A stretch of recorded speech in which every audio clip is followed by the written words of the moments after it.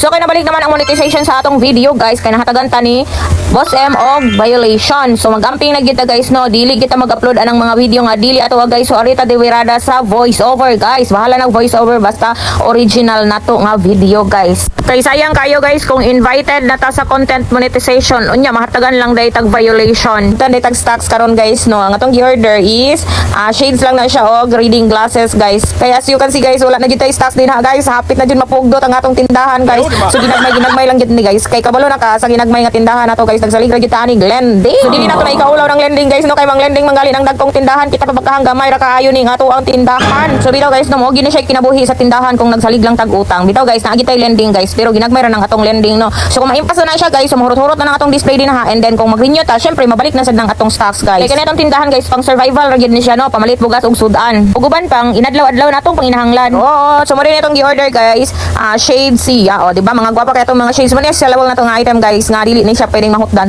Pero kanimo siya unang mahurot.